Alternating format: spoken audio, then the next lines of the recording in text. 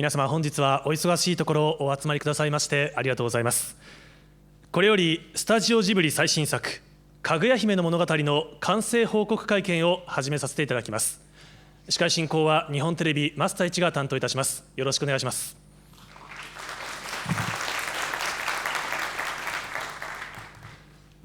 では早速皆様にご登壇いただきたいと思います。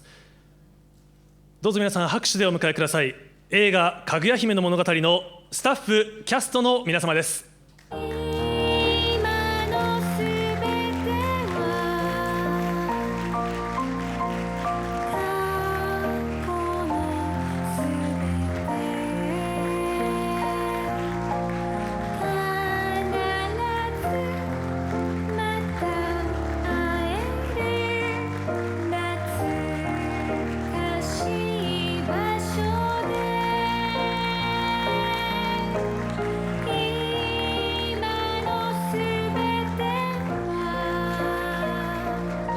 ではご着席ください。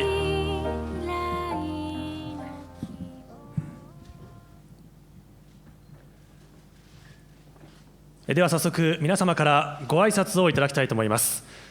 まず制作を代表して日本テレビ放送網株式会社代表取締役社長大久保義雄より皆様にご挨拶です。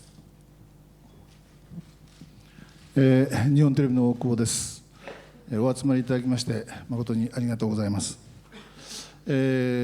の場ではこの映画の制作名代という肩書きをいただいております。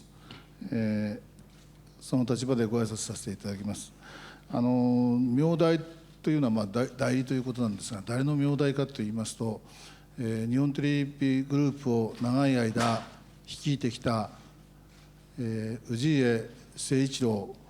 元会長の名代であります。氏家は高畑監督の作品を心から愛しておりまして、冥土の土産に新しい作品を作ってくれと懇願しておりました。それがこのかぐや姫の物語という作品です。氏家は2011年3月にこの映画の完成を見ずして亡くなりました。私がその志を受け継いで、そして名代という立場でこの映画の制作に関わってまいりました。名代というのは大抵の場合はですね、偉い人がこまごまとしたことはできないからお前は俺の代わりにやれというふうな形で、命じられるものでありまして、大体気乗りがしないというのが大抵の場合そうなんですけれども、私ジブリスタジオジブリを訪問させていただいて、高畑監督の制作の現場を見せていただきました。一枚一枚素晴らしい絵が並んでおりまして、丁寧に描かれ、本当に感動いたしました。名代ではありますが、心を込めて物心両面で応援させていただいております。あまりに丁寧な作業だったので、これは長い時間かかるなと、いつになったらできることやらと結構心配もしていたんですが、本日このような形で完成の報告記者会見が開けるということは誠に感無量であります。78歳を迎えました高畑監督の大いなる挑戦に本当に心から拍手を送りたいと思っております。私たちとしてはこの作品が一人でも多くの方に見ていただきたい、そういうふうに思っております。お集まりのメディアの皆さん、ぜひさまざまな形でこの作品を取り上げていただきたい、多くの方々にこの作品の良さを知っていただきたい、どうぞお力をお貸しいただきたいというふうに心からお願いいたしそうであります。本日はどうもありがとうございました。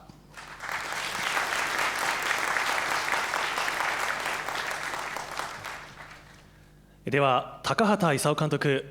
ご着席のままで結構です。一言お願いいたします。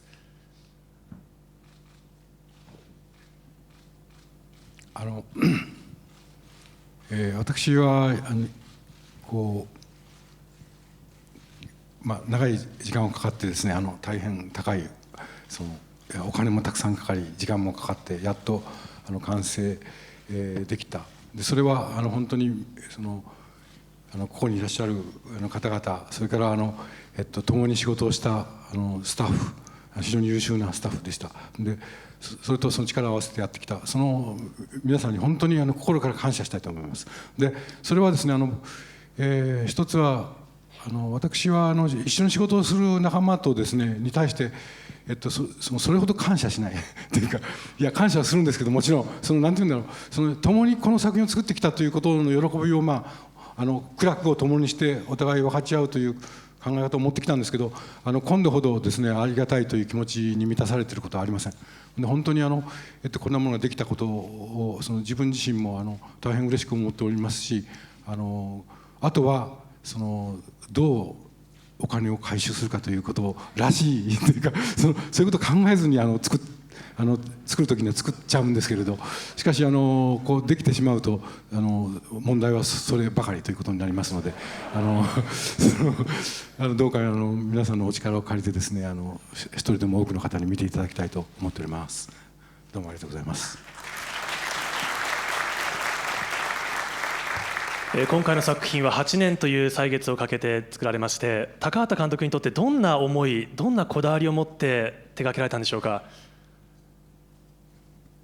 私はですね、自分が絵を描かない人間なもんですから、逆にどういう絵でやるかで、それがどういう表現になりうるかということに常に実は関心を持ってやってきたつもりなんですね。でそれをある意味では最も今までに比べてはっきりさせて作ったつもりです。でそこにはですから表現が新しいですけど、新しいというだけじゃなくて持ってるここで説明はもちろんできませんけど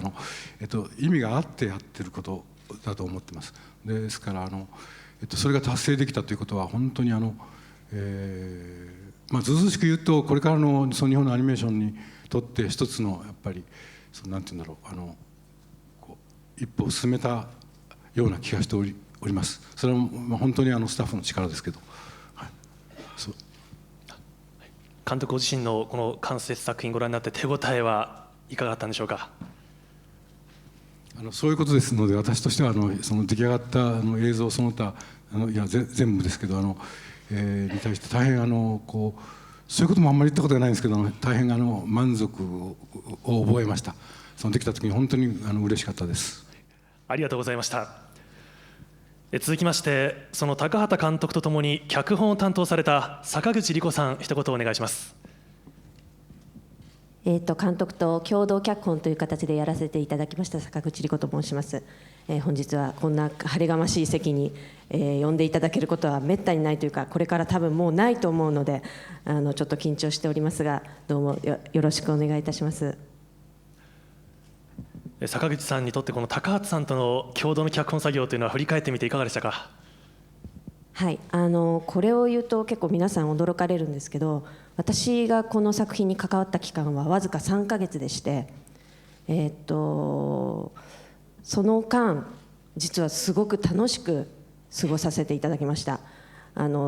話してるうちに詰まってくるとお散歩行きましょうかと言って周辺を歩き回ったり、ちょっとお腹が空きましたねと言ってはどっか食べに行ったりですね、仕事のこともちろんそれはすごく充実した日々ではあったんですが、それよりも楽しかったことの方が思いが大きくてですね、でそんな知識の詰まった高畑監督と毎日充実した時間を過ごさせていただきました。で出来上がった時に脚本が大体出来上がった時にある日高畑監督から「じゃあ今日は、はい、こういうことでですね」って突然終わりが来て、で普通脚本って脱稿するとホッとするというか、ようやく終わったと思うんですけど、その時はすごく寂しくなってしまって、もう私は明日から来なくていいんですかっていうのがすごく寂しくなったのを覚えています。で脚本が出来上がった時に周りのスタッフの方から「できたんですか?」って驚かれたのもすごく印象的でした。完成した作品ご覧になってどんな作品になったでしょうか。はい、もうやはり文字の世界で生きている人間なので、出来上がったものがこれほど世界観が広がるというか、そこに宇宙が広がるというのは本当に素晴らしいことだなと思いました。ありがとうございました。続きまして主題歌を担当されました二階堂和美さん、お願いします。二階堂和美と申します。この度かぐや姫の物語の、主題歌を、作詞作曲そして、歌を歌わせていただきました。この、エンディングを飾ることになる主題歌でしたけれども、曲作りに向けて監督からはどういった言葉があったんでしょうか。はい、このかぐや姫の物語というのは、ハッピーエンドではないと。その映画をご覧になった方々が方々の気持ちを慰めるようなそんな歌をお願いしますというふうに、音声使いました。その上で作られた曲、どんな曲になりましたか。はい、物事の終わりっていうことを常日頃考えていることでもありましたので、本当におこがましいんですけれども、よくぞ私にこのお話をくださったなと、任せろという気持ちがしまして、本当におこがましいですけど、でも映画を拝見して自分でもよしって思いましたすいません。ありがとうございました。ありがとうございました。さあ、では声優を務められた皆様からも一言いただきたいと思います。まずはかぐや姫役の朝倉亜希さん、お願いします。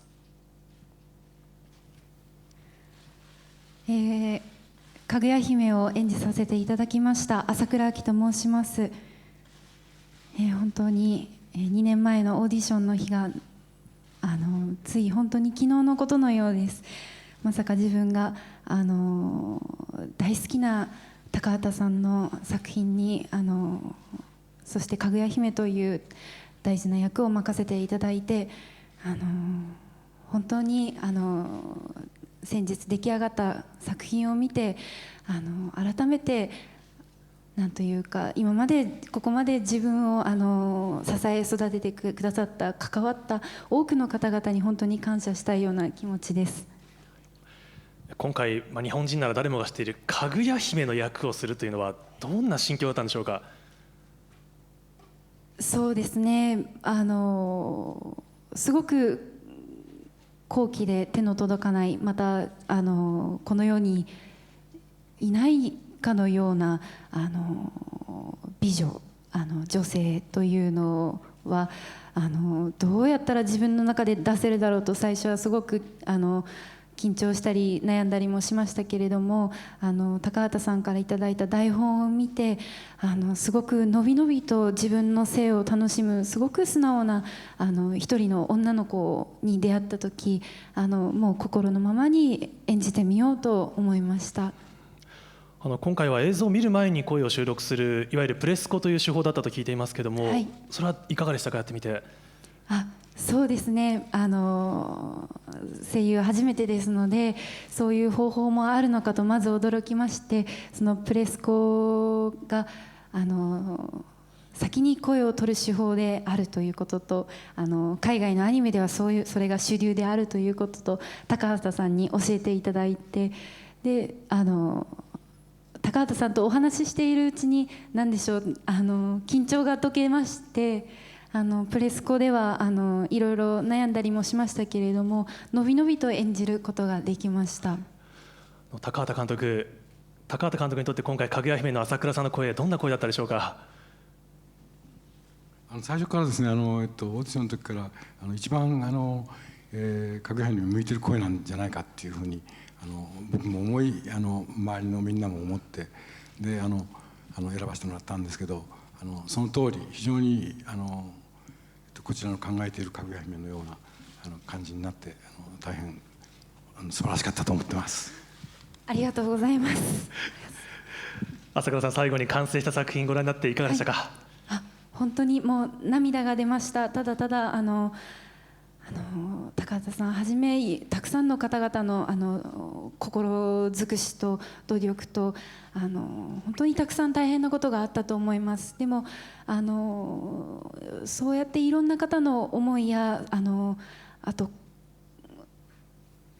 こういうことを伝えたいという気持ちが本当にひしひしと伝わりまして、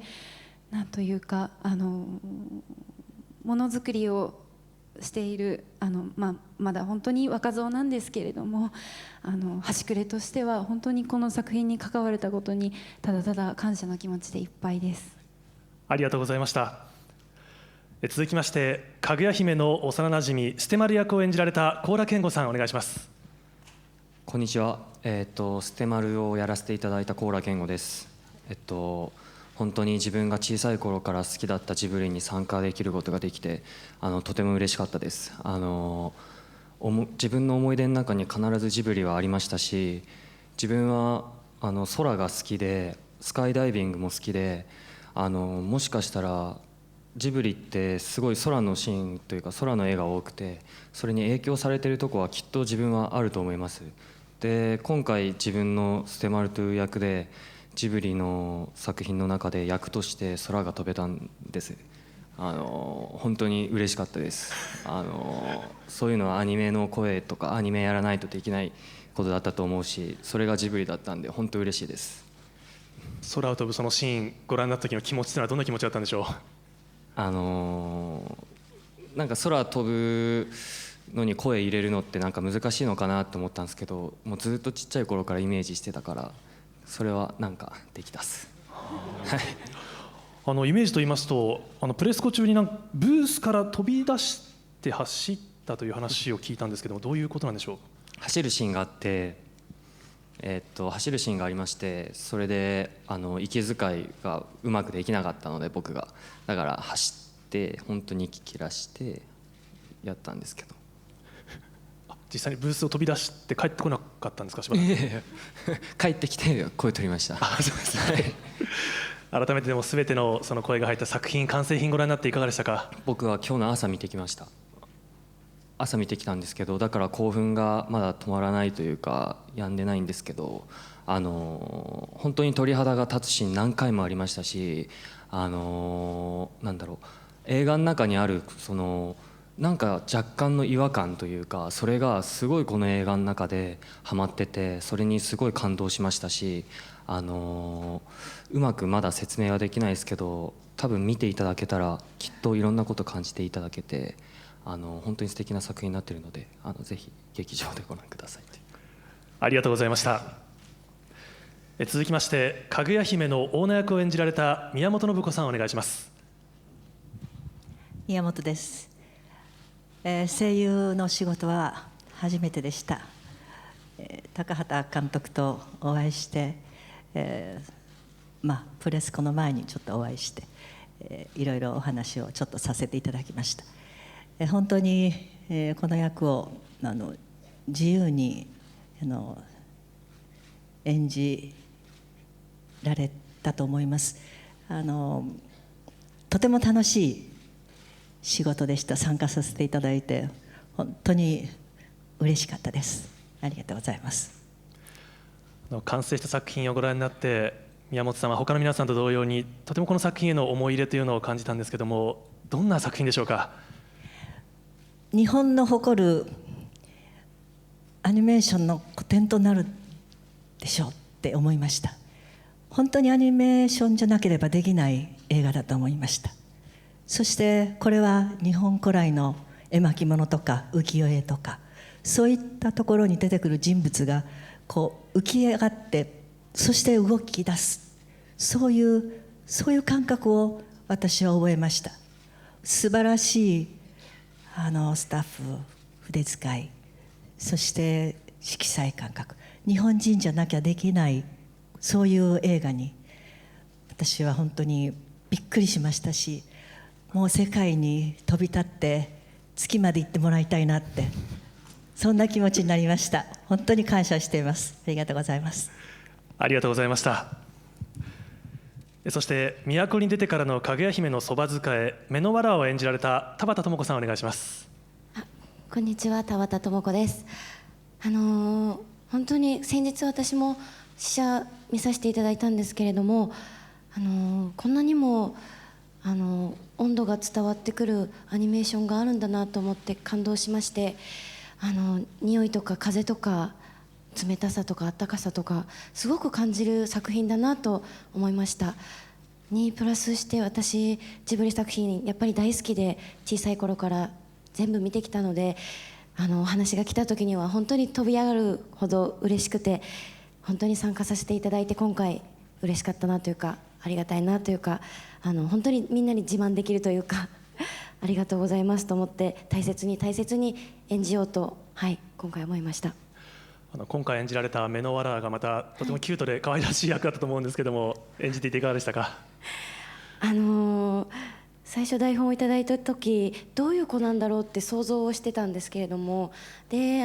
プレスコに行った時に私もこういう手法で撮るのは初めてで、どういう子なんでしょうかってちょっと絵とかって見せていただいたりするんでしょうかって言ったら絵コンテをちょっと見させていただいて、って思ってあ、こんなちっちゃいんだと思って、なるほどと思いまして、この子が歩いてる姿とか喋ってる姿とか、こういう感じだったら癒されるかなとか可愛いだろうなと思って想像しながら、演じました。ありがとうございました。ありがとうございます。続きまして、かぐや姫に求婚する皇太子の一人、大友の大納言役を演じられた宇崎竜童さん、お願いします。ジブリに出かけましたらプレスコと言われて、プレスコってなんだかよく知らなかったんですが、絵がなくてスクリーンをバックに、何も映ってないスクリーンを背中にマイクの前に立ちましたら、向かい側に監督がおられて、でも竜と戦わなければいけないんです。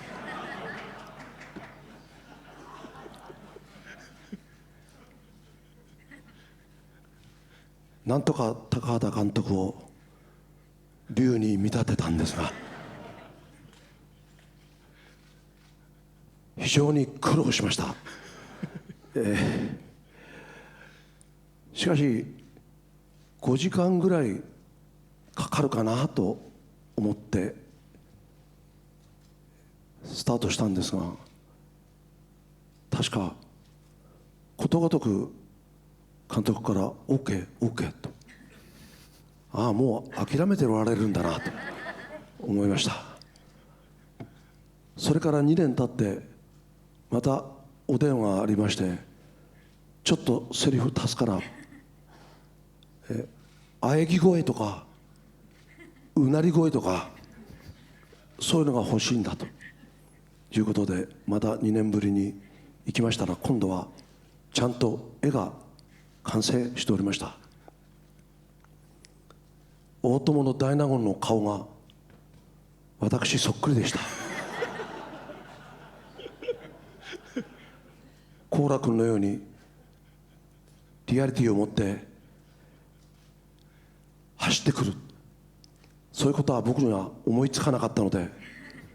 その場で絵を見ながら驚いたり叫んだりしてなんとか OK をいただきました。死者を見て監督は僕と伊集院光は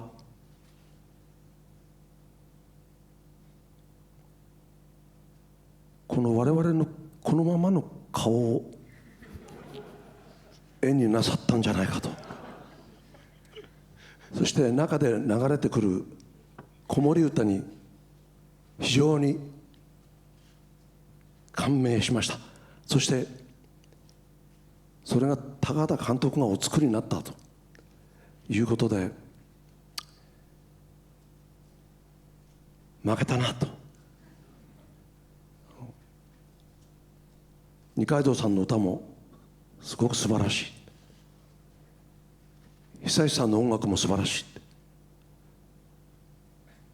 僕は音楽家として今回呼ばれてなくて声優かして呼ばれたんですが、何かわけのわからないうちに全てが終わってしまいまして、それでも見終わった映画は本当に素晴らしい映画だったので、なんとかお役目を果たしたかなと胸をなで下ろしました。ありがとうございました。さあ、そして同じくかぐや姫の美しさに魅せられて求婚する一人の石造りの巫女を演じられた上川隆也さん、お願いします。こんにちは、上川隆也です。僕は物心ついた時からアニメーションが好きで、監督が手掛けられたアルプスの少女ハイジなどもオンエア時から、楽しませていただいた一人です。そんな僕がこの度、高畑さんの作品への出演のオファーをいただくことができまして、本当に光栄に思いましたし、この度させていただいたこの仕事は僕にとっては生涯誇りにできる仕事になったなと心から思っています。本当にありがとうございました。たくさんの方に見ていただきたいと思っております。お話伺ったんですが、上川さんの学生時代とこの作品ちょっと不思議な縁があるというふうに伺いましたが。はい、好きが高じまして、高校時代などは自主アニメーションの制作などにも手を出しておりました。ですからその当時はアニメーターになることも強く憧れていた時期などもあったんですが、その時に一緒に作っていた仲間たちのその才能というんですかね、能力がとてつもなく高くて、それを見せつけられて、自分にはやはりこちらは向いてないんだなということを思い知らされた時間でもあったんです。その中の何人かはプロの世界に入っていきました。実はその一人がこのかぐや姫にも参加しておりまして、背景を書いております櫛田達也という男なんですが、先日このかぐや姫の打ち上げに参加させていただきました折に、その櫛田達也とですね、30年来の再会を果たすことができました。そうしたこともあって出演できたこと、またそうした人と人のつながりを改めて感じることができたこと、深く深く感じられるような思い出深い作品になることが、もうなんか自分の中で確約されてしまったというか、本当に素晴らしい出会いをもたらされたなというふうに強く感じております。ありがとうございました。続きまして、かぐや姫に求婚するその石造りの巫女の北の方役を演じられた浅岡幸二さん、お願いします。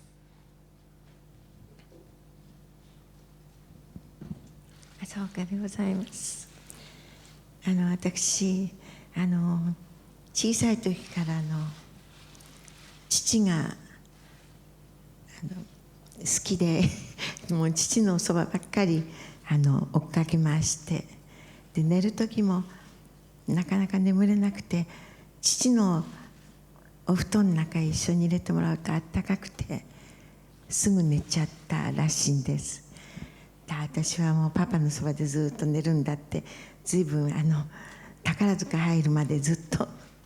父と寝ておりました。でかぐや姫の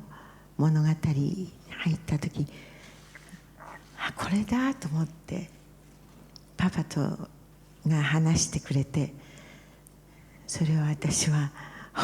大の字になって踏んづけるようにして寝てたななんて今でも思い出してます。そういうあったかい思い出の中でこの作品に出させていただいて本当に嬉しくて幸せな感じになりました。娘が大きくなってでとても活発過ぎてます。ものすごい娘なんですけど、かぐや姫の話をするとすごくよくおとなしく寝てくれるんで、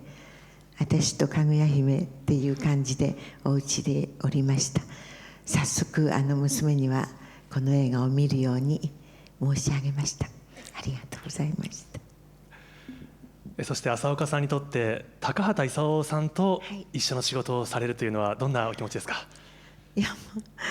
偉そうに何も言えませんけど、あったかい感じがして、私は嬉しいです、出させていただいて。今回14年ぶりですね、その朝子さんにとっては高畑さんとの作品という意味では、いかがでしたか、実際に演じられて。まだこんなあったかい素敵なもん会えたっていう感じで、やったって感じでした。私はお行儀悪いんですけど。間接作品ご覧になってどんな作品になったでしょうか。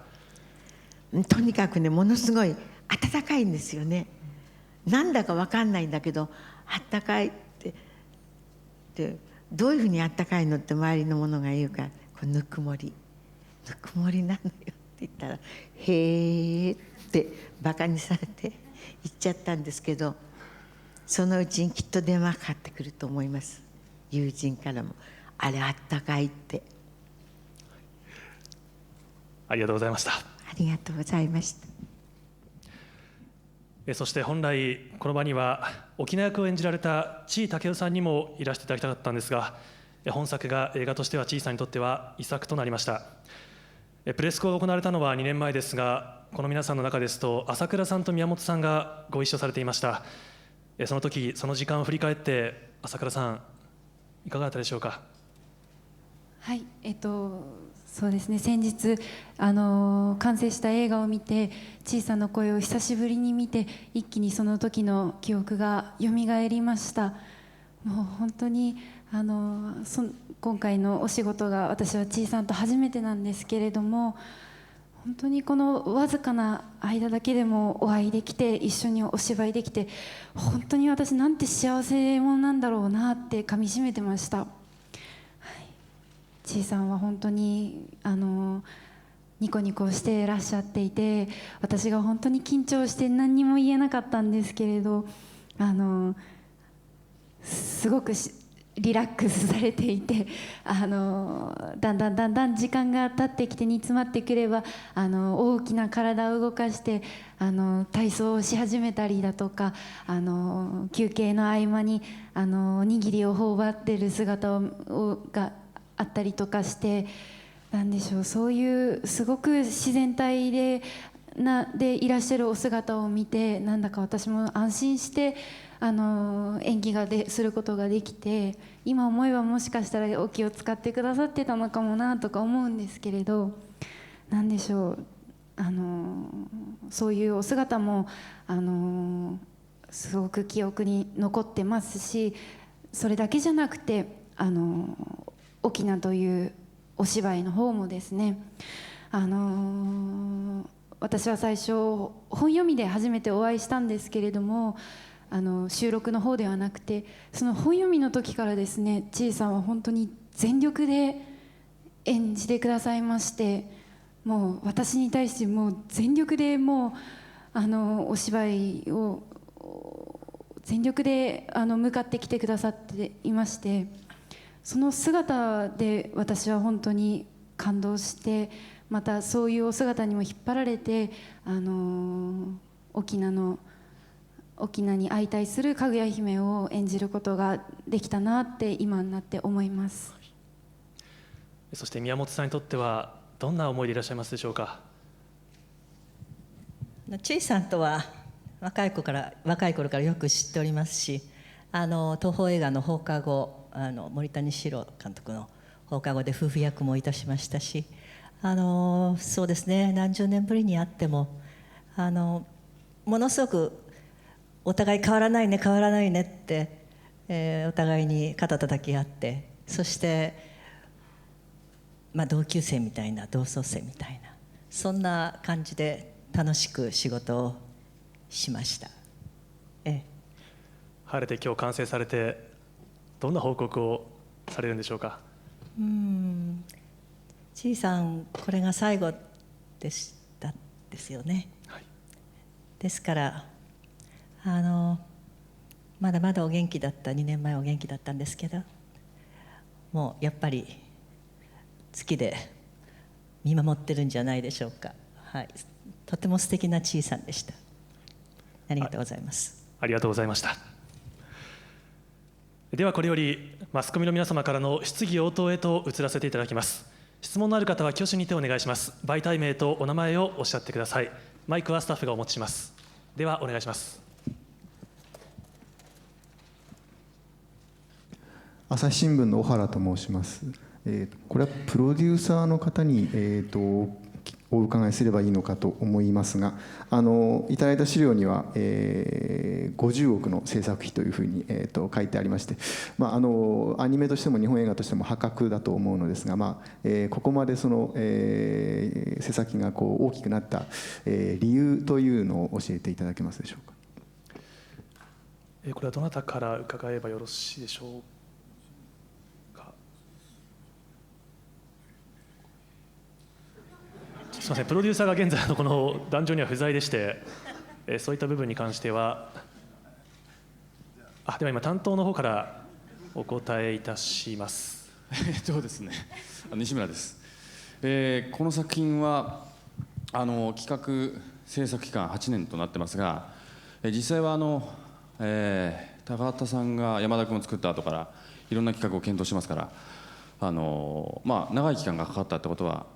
まずお金がかかった一つの要因だとは思います。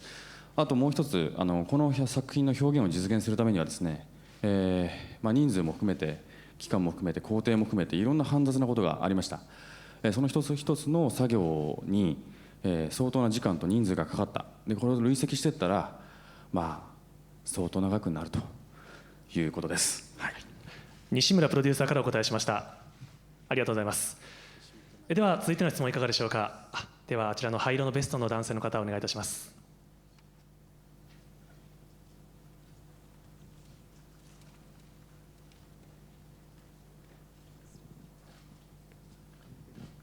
すみません、デイリースポーツの澤田と申します。高畑監督にお伺いしますけれども、先日その宮崎監督が引退を表明されて、宮崎さんのいない最初のジブリの作品という形にもなると思うんですけれども、そういう意味でのその作品に対する宮崎さんのいないということでその公開されるっていう部分においてのその作品に対する思いみたいなものっていうのをちょっとお伺いしたいです。何の思いもないんですけど、要するに宮崎駿はいるんでいなくなったわけじゃないんでね、ジブリにいますから何も変わってないと思いますが。宮崎さんに作品は宮崎さんは作品ご覧になってるんでしょうか。と思いますけど。何かその感想みたいなものはお伺いにはなってないですか。聞いてません。すみません、ありがとうございます。ありがとうございました。では次ありましたら最後の質問とさせていただきます。では手前の黒い服の男性の方お願いします。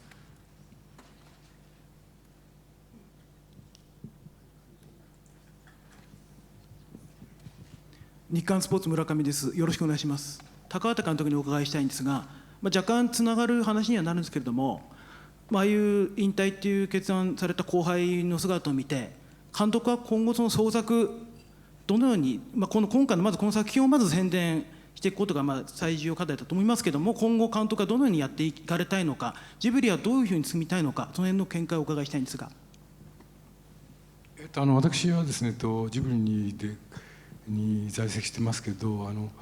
ジブリをどうしていくかっていうのは鈴木敏夫、それから宮崎駿の2人が基本的なことを決めてきたんだと思いますね。で、今度の制作もそのジブリの本体でやったわけではないので、少し外れたところでやりました仕事。それですからそのジブリについては私としては何もどう責任もなければ歩むのかよく分かりません。ただその一つ言いたいのは、その宮崎駿が引退というのはその彼本人としてですね、けじめをつけたかったからそういう形を取ったんでしょうけれど、しかし今度は本当ですとか言ってたようでしたけど、本気ですか。しかし変わる可能性も十分あると思うんですね。それは長い付き合いとして思います。ですからそういうことがあっても全然驚かないでほしいですと思います。